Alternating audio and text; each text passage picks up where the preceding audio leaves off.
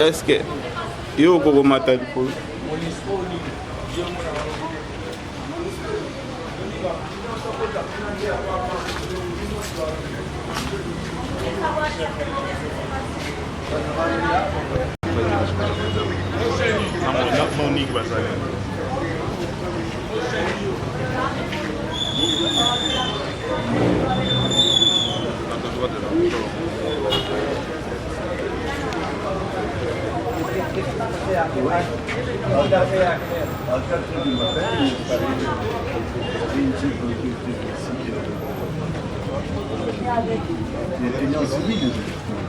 Ils ont lancé le bal ici. Oui, sans photo, c'est complètement non. Ouais. Donc, mais c'est qui avait fait la... On ne connaît pas les personnes qui sont venues ici. On ne connaît pas. Il n'y avait pas un garde. La garde, ce sont des civils, hein. Ce sont des civils qui restent ici. Et les jeeps, c'était un jeep civil ou un jeep des policiers Jeep civil, ouais. Civil. Et combien de personnes? On ne connaît pas parce qu'il y a la garde qui était ici, il nous a dit qu'ils étaient là, ils sont descendus et puis ils ont tiré là-dessus. Et qu'est-ce qu'ils ont tiré? Parce que je vois que ça brûlait, non? Se brûler. Brûler, c'est calciné. Ah, C'est calciné. et vous, ok, d'accord. Attends d'abord. Et ça, c'est comment que vous avez été blessé comment, ici? La zoxio, Ah, bazoki c'est tout le monde qui a moto boy. Non, on a maraboui. C'était avec comme c'était avant. dans le tennis civil. Tennis civil. Il dit qu'ils étaient là, ils ont vu des gens qui sont venus, ils ont brûlé la maison, ils ont tapé un bois sur sa jambe gauche ici. Bonjour, Jonathan. Bonjour. Ça va? Bonjour. Bonjour. Le voy a decir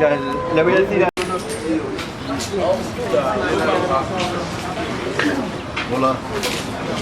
C'est calciné complètement. Mais ils ont tiré quelque chose à... Mais c'est chaud à l'intérieur, il ne faut pas entrer. C'est autre chose, c'est comme je ne sais pas, Bon, on ne connaît pas, Donc on a compris seulement qu'il y a eu des Vous avez été informé à quelle heure de l'attaque? C'était à 4h30. À 4h du matin, 4 heures du matin. Tout est calciné, il n'y a rien qui est resté. Est-ce qu'ils ont utilisé les cocktails Molotov pour les grenades? En tout cas, jusque-là, on ne connaît pas. Vous voyez la situation, vous le voyez avec Les grenades, Parce qu'il y a même Il y a de... N'osez même pas entrer. Entrer, ça peut s'effondrer. Ça peut s'effondrer. Donc la maison est irrécupérable. Si, Ils ont lancé quelque chose dedans. Et si ils avaient lancé. Ok, ils ont lancé quelque chose dedans. D'accord, on va voir les autres ici, c'est parti. Et vous savez les contacts.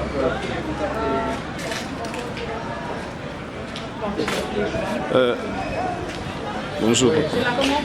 Bonjour. Exactement, c'est quelle partie? Bon, ça c'est le parti bureau des ULDC, Union des libéraux démocrates chrétiens.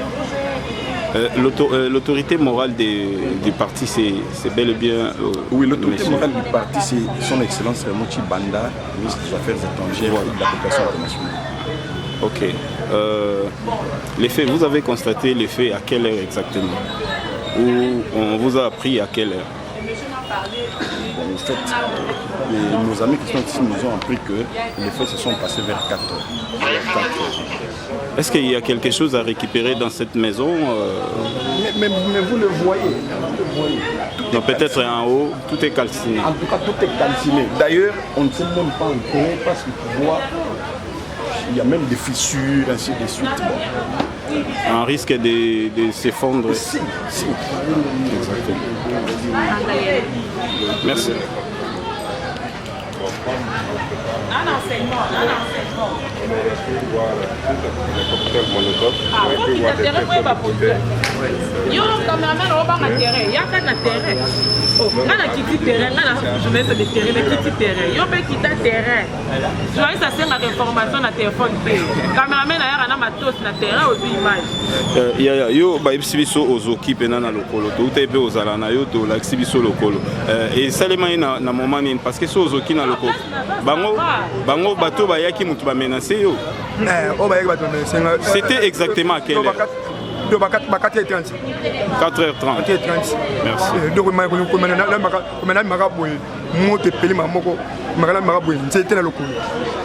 Ok. Merci. Navré parce que à 4h du matin, il y a eu Je m'excuse. Oui, d'accord.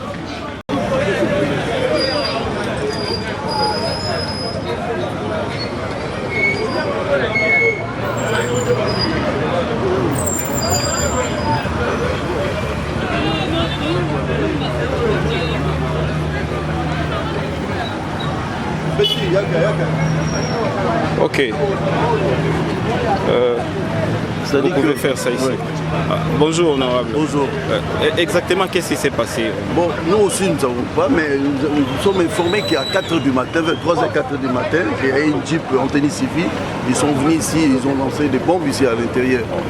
Donc tout est calciné, il n'y a rien à récupérer. Et donc il n'y a rien à récupérer dans cette maison. La maison est complètement bousillée, calcinée. Nous avons vu, il y a des places qui a des fissures, donc oui, même la maison, il faut que ça soit... Cette maison est à refaire parce qu'il n'y a plus rien là.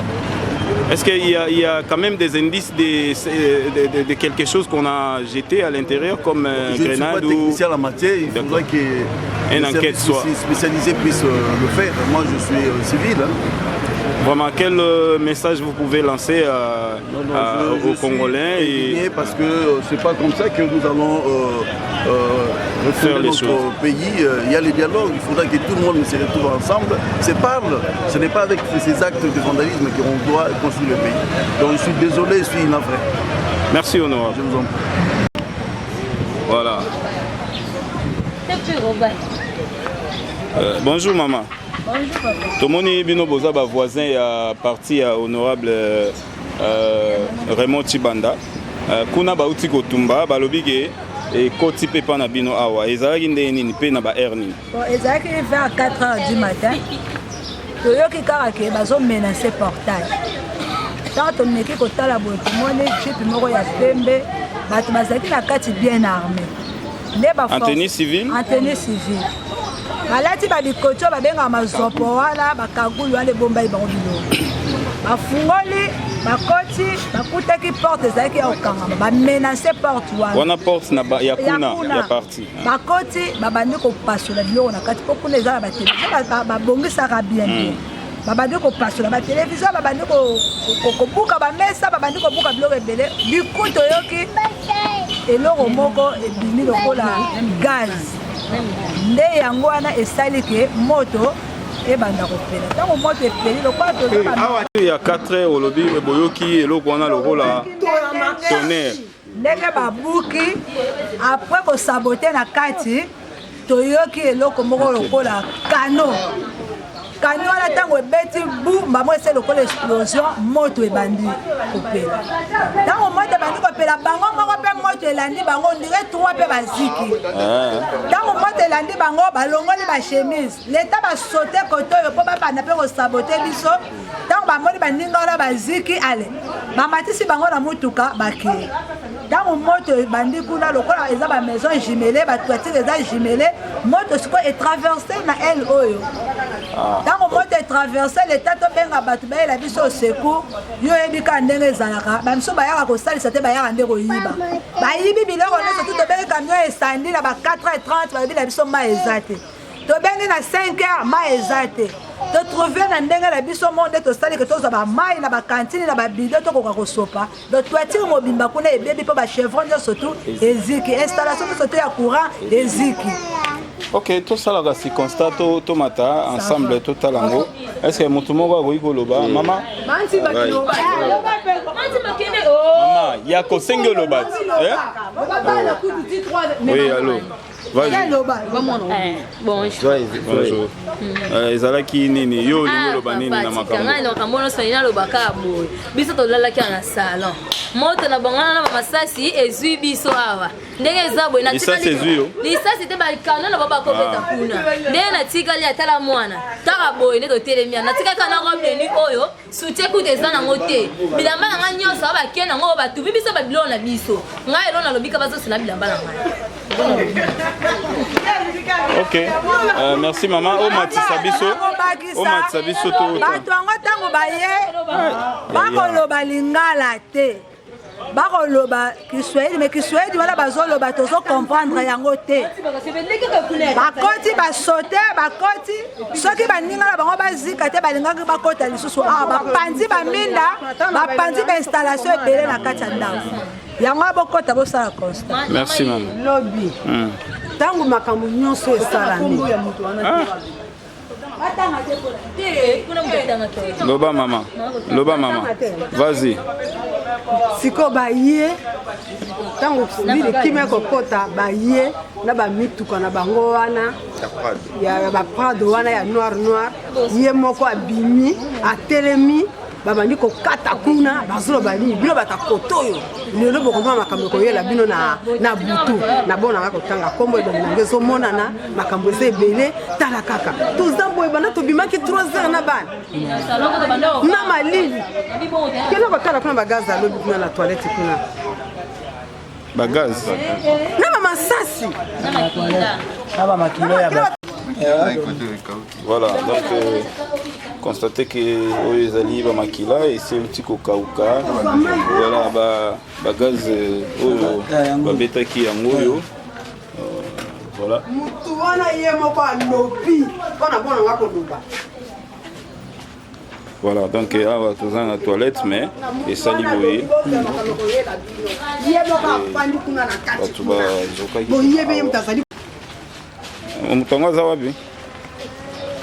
bavandi na nini na parlement ye mutu ayaka kiti sikoyo babiloko na biso sabotage oyo basali bakofutela biso babiloko na biso to ndenge nini mpo biso bamiso baza bakenda baklase bakokende klase ndenge nini bauniforme ekei baketi ekei na bakaye tokosuka ndenge nini na moko yo mpe oza moko ya libota awa comme message na yo eza nini na nyonso oyo ekomeli bino pandala message na ngai ezalaki tolingi kimia ezala kimia bato bavotaka baprésident eza peuple faut bayoka peuple oyo ya lingi peuple alingi nini batala na ba résolution na bango souci na biso eza ke basécuriser biso toza na insécurité message ya yango omoni télévision ya opanzana awa balinga bamema bakoso mpe bakokaki te bapanzi donc bakotaki déjà tia babuki climatiseur oyo ezalaki na chambre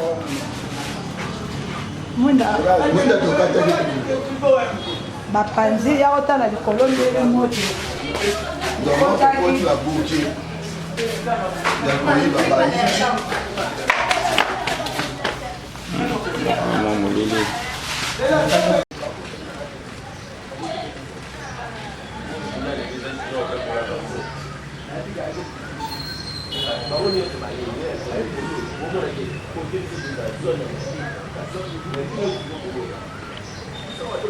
l'information si elle est pour la vie avant tu vas aller pour la information.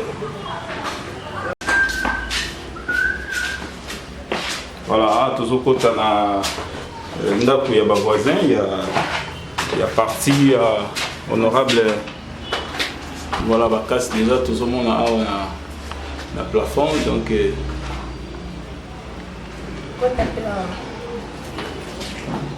panzi nyonso installation nyonso penza esali badégâts banini mire donc tozomona installation nyonso awa tozomona kaka na libanda ya plafond mais au fond là-bas eza déjà ya rozika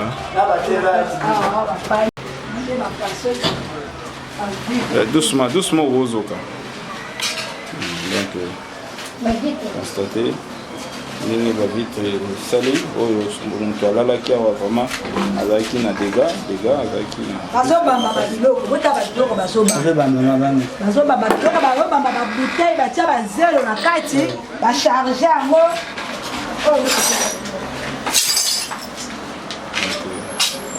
voilà vous avez dit quand même ce qui s'est passé dans la nuit des 19 au 20 septembre ici en République démocratique du Congo.